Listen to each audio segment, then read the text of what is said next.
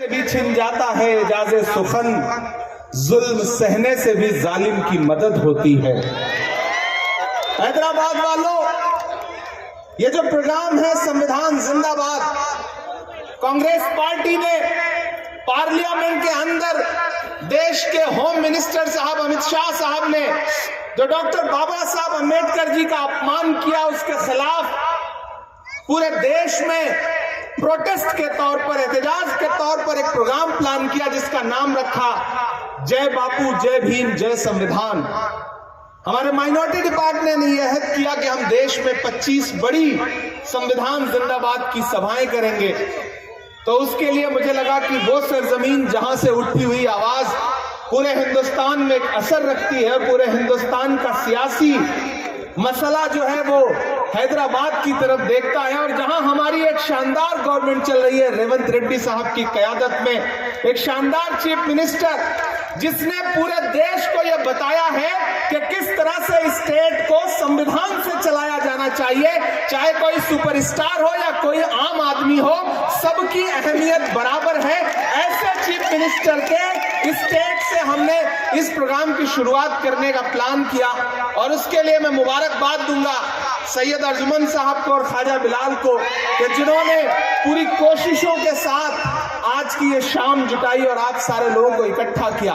यहाँ अल्पसंख्यक विभाग के तमाम हमारे डिस्ट्रिक्ट चेयरमैन और तमाम पदाधिकारी बैठे हैं। स्टेज पर इतने लोग हैं कि सबका नाम लूंगा तो जो 12-13 मिनट बाकी थे वो भी खत्म हो जाएंगे, इसलिए मैं सीधे सीधे आपसे मुखातिब हूं और आपसे ये कहना चाहता हूं कि हैदराबाद वालों, लड़ाई बहुत बड़ी है। ये जो हमारे हाथ में किताब है जिसे कॉन्स्टिट्यूशन ऑफ इंडिया कहा जाता है, पूरी भाजपा इस किताब को देख करके बिलबिला उठती है। मुझसे एक दिन मीडिया के साथी ने कहा कि पार्लियामेंट में पूरी भाजपा कहती है राहुल गांधी लाल किताब लेके घूमते हैं। मैंने कहा इतना लाल रंग दे करके सांड भी नहीं भड़कता है जितना लाल किताब देख करके आजकल भाजपा वाले भड़कते हैं। ये किताब महज एक किताब नहीं है।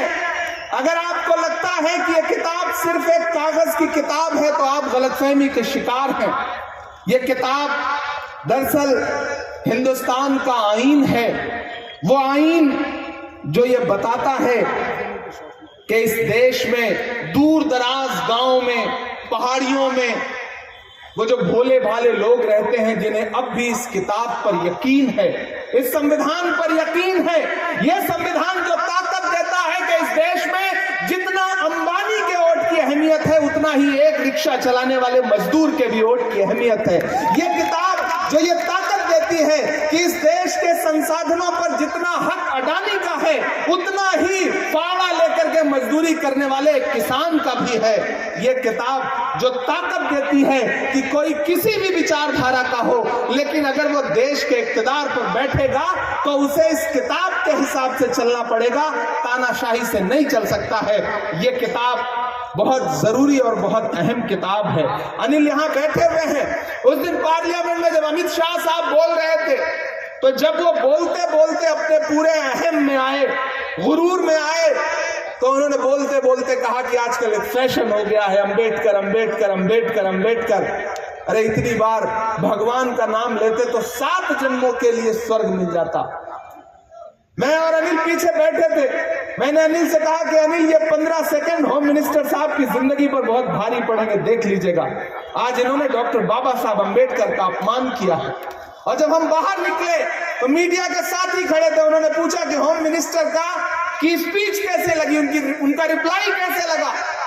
तो मैंने कहा उन्होंने मुसलसल तकरीबन 90 मिनट झूठ का पिटारा खोल के रख दिया, लेकिन जो उन्होंने डॉक्टर बाबा साहब अम्बेडकर के बारे में कहा है उस पर चुप नहीं रहा जाएगा। उस पर कांग्रेस पार्टी बोलेगी, उस पर हम सारे लोग बोलेंगे। जब अहले खिरत की बातों पर कुछ जाहिल शोर मचाते हो, जब बुलबुल हो तस्वीरें चमन और कौवे गीत सुनाते हो, जब चिड़ियों के इन घोंसलों में कुछ सांप उतारे जाते हो, जब माली अपने गुलशन से खुद हाथ से आग लगाते हो, उस हाल में हम दीवानों से तुम कहते हो खामोश रहो। हम लोग बोलेंगे, हमें बोलना पड़ेगा। हम इसलिए जिंदा हैं कि हम बोल रहे हैं। दुनिया किसी गूंगे की कहानी नहीं लिखती।